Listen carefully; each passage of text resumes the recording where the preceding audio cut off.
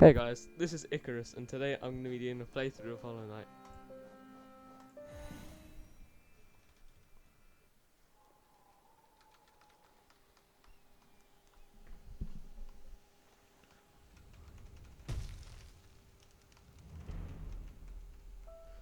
This is going to be like a walkthrough, so I'm just going to explain what I'm doing as we go along.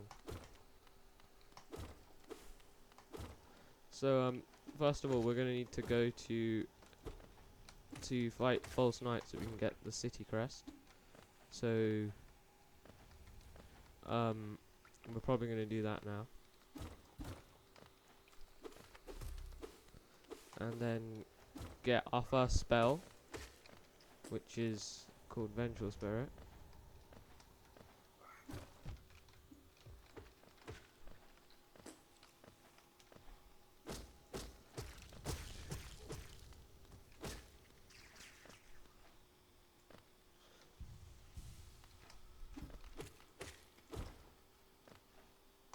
Yeah. So basically, spells are things in the game that are other than your nail, which is what a sword is called in this game, which do damage. They do. Some of them do more than others, but you can upgrade each of the spells once. What I just got there was a charm, which is like an upgrade, which can help you, which can add attributes to your character.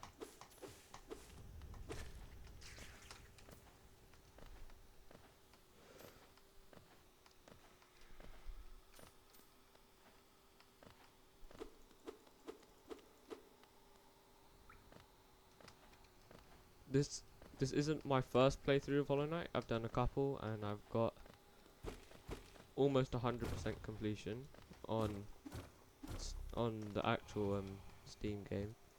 But yeah, this is just gonna be like a walkthrough.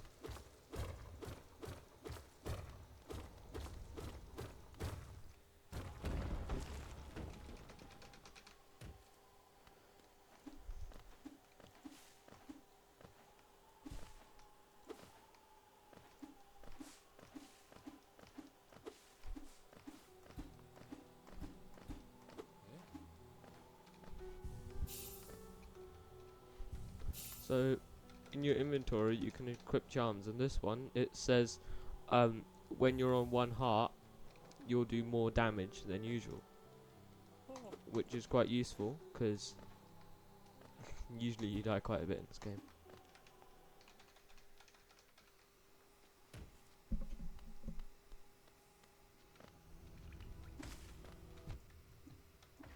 So what this is here is this is called a Geo Rock, and you can use it to get Geo, which is the currency in this game.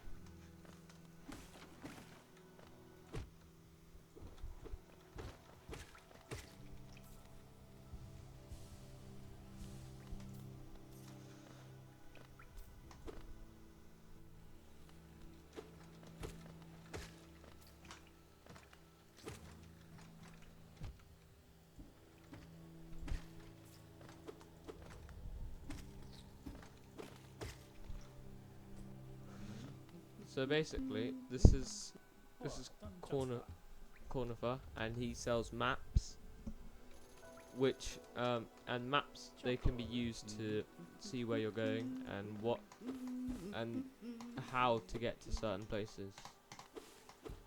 Because eventually you'll get these things called pins, and they will mark where on your map these things are. So it's pretty useful.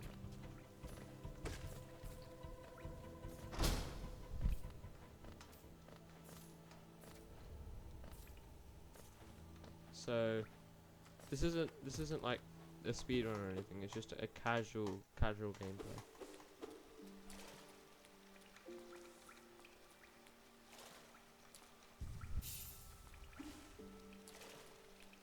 But yeah, so as we'll get to later, there are these things called stag stations, which are in every individual area of the map or of the world, and usually they usually they have a bench next to them, but there are a couple who which don't, like the distant village or the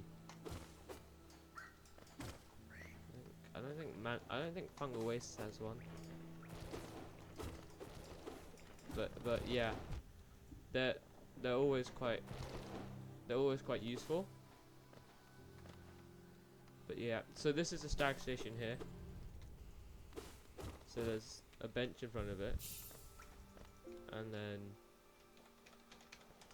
you can open the stagways for a bit of money, which will allow you to traverse around the map easier.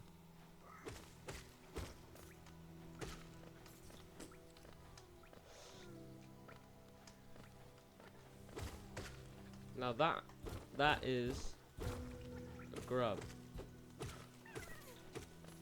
and you can bring these grubs back to the grub father, which will then give you rewards and geo in turn for, you know, delivering them. This is a big enemy. He's not one of the bosses, but he's like a mini boss of the area. And as you can see, he does double damage if he hits you.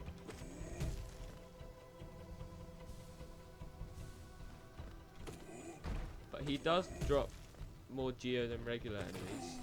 As you can see, he drops around 45. Whereas normal enemies, like the ones over here, they only drop around about 3 geo per person. Or per enemy. But yeah.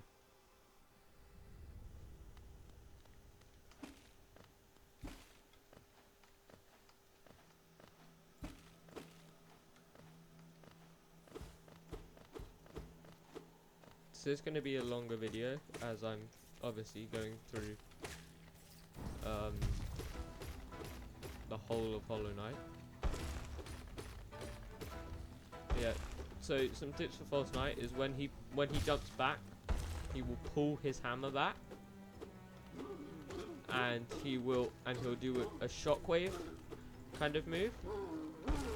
And then you want to just go to the side here, and if you just keep up slashing, none of them should hit you. You can jump under him as well when he jumps up and tries to slam down, and that will give you some free hits.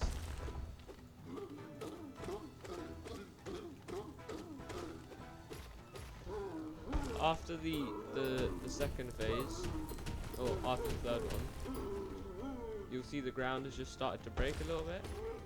See how he's pulling his hammer back and he does a shockwave? The ground has just started to break. So after you knock him down again,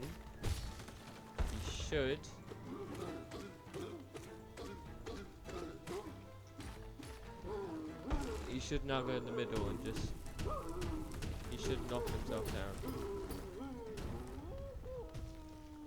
And you can go, oh no. Wait, I locked myself out. Oh, I'll come back.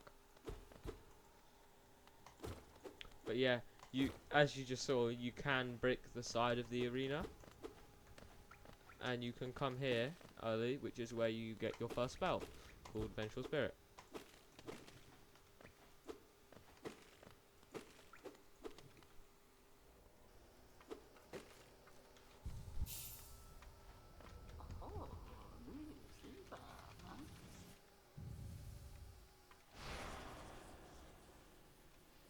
Now I won't be 112%ing Hollow Knight in this video, because that would make this video really long, and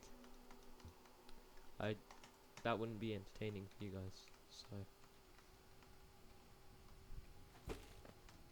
but yeah. So after you get Vengeful Spirit, you can it's not usually button 5. I don't know what button it is, but yeah, it does a blast of soul, which is the same stuff you use for healing. And then you can just sort of, it just clears. It's good for clearing out multiple enemies at once.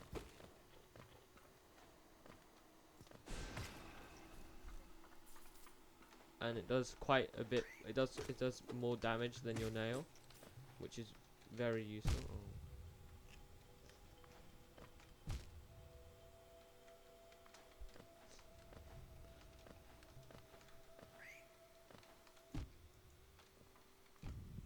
Oh shoot, I don't want one heart. Not my finest gameplay, but still. So yeah. Now we have got the boulder shell coming up, which is basically a big version of these guys, or the Elder Boulder, and he's basically basically you can't hit him normally because his shell blocks it, so you can't hit him like that. You have to use Vengeful Spirit to kill him, which is quite annoying because he just closes up his shell when you get too close. So don't Vengeful Spirit from too near him, because otherwise he'll just close up his shell and you won't be able to hit him with your Vengeful Spirit, and you'll just waste your soul. So as you can see, but if I go close, closes up.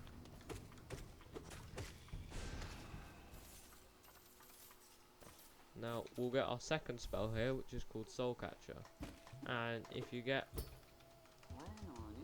a certain number of charms, sorry, you can go to Salubra, which is someone who sells charms, and you can get some charm notches, which allows you to equip more charms. So Cornerfoot is now gone,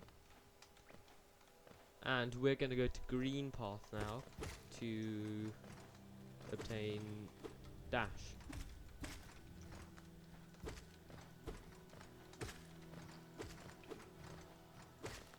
But yeah, the reason why we can go to Green Path to get Dash earlier is because, as you'll see here, it is guarded by an Elder Boulder. So that is why we needed the spell Vengeful Spirit. But after this, I think we'll go back to False Knight, and we'll just kill him to get the city crest, so we can get the City of Tears, which is like one of the main hubs of the place. From there, you can usually get into around waterways, and from waterways you can get to the second part of City of Tears, where the first dreamer is. Now, dreamers, they are basically what you say. They are basically what you need to unlock the Black Egg Temple, and I'll show you that in Dirtmouth, which is where we are, or the Forgotten Crossroads.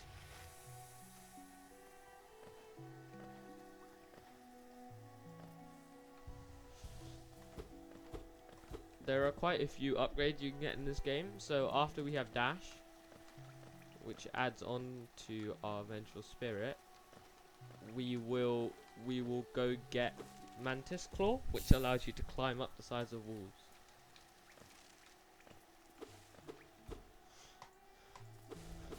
Yeah, every dream. So there's Lurian, which I think is guarded by. So there's Lurian, which I think is guarded by the Watcher Knights. I think. I don't know. But there's 3 dreamers basically. Hera the Beast, who's in Deep Nest. Lurian, who's in City of Tears. And then we've also got I always forget the last one. I don't know her name, but she's in the Teacher's Archives, which is in the Fog Canyon.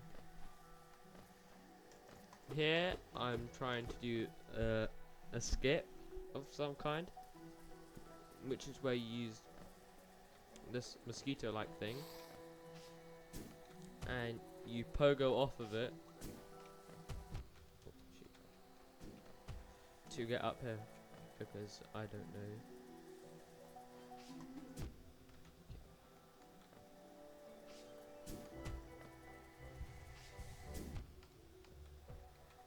Just wait for it to rise and then miss.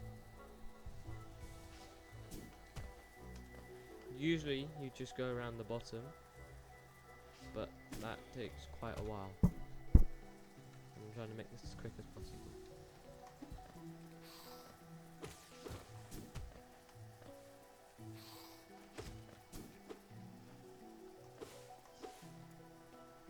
But yeah, so the boss we have to defeat, which we'll actually see twice, is called Hornet. Now, you also need to defeat Hornet to access the King's Brand, which is something that gives you passageway to the abyss. But yeah, it's quite a difficult boss. The first one is relatively easy if you know what you're doing, but the second one is a bit harder, as their attacks are much faster and much more precise. Just gonna go down here to get this bench. This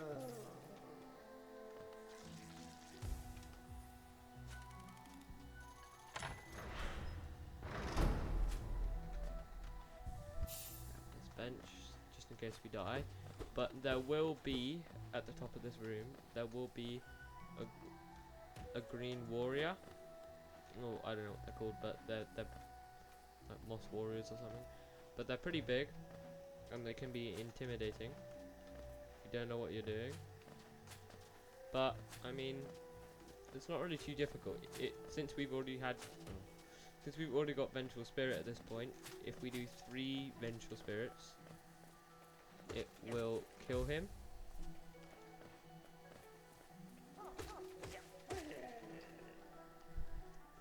As I'll show you here. So this big guy. I'll get out the room. 2, 3. Hit. And then whenever he pulls his sword back and becomes rigid, then you can jump on top of him and pogo him, which is basically when you down smash like that.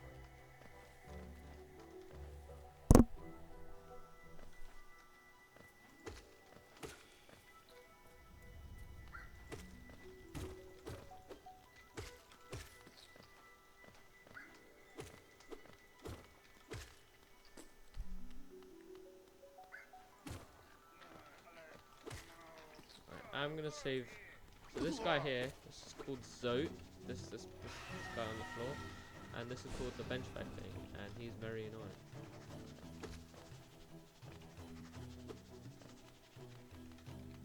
It's pretty easy. So you just gotta wait for him to swoop in, and then you pogo him when he's swooping below you, and you can vengeful spirit him when he goes to the side, which is pretty useful. But then if we go and talk to Zote here, he'll say some stuff. He'll say about coming between him and his prey, which is not very intelligent. But yeah, so from here we want to go Hornet fight, and Hornet is right here. So we went. Oh no, map.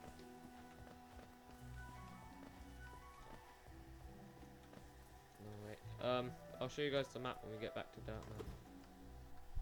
But currently, I'm using the Lumafly like mod launcher for Hollow Knight,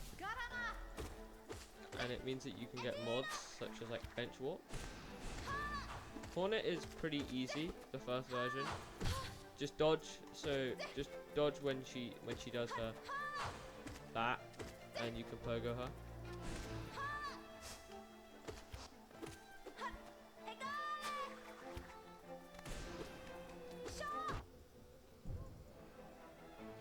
But yeah, you want to use your spells as much as possible.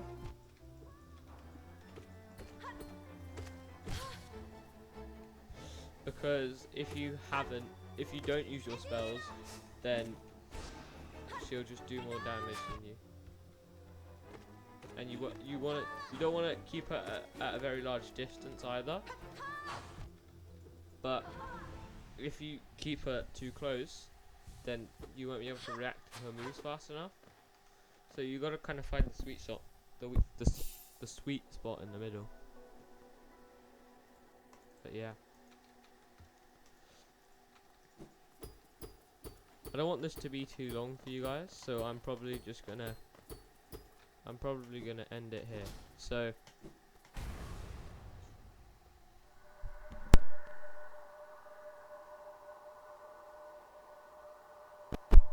this is part 1. We're gonna make probably part 2 and 3.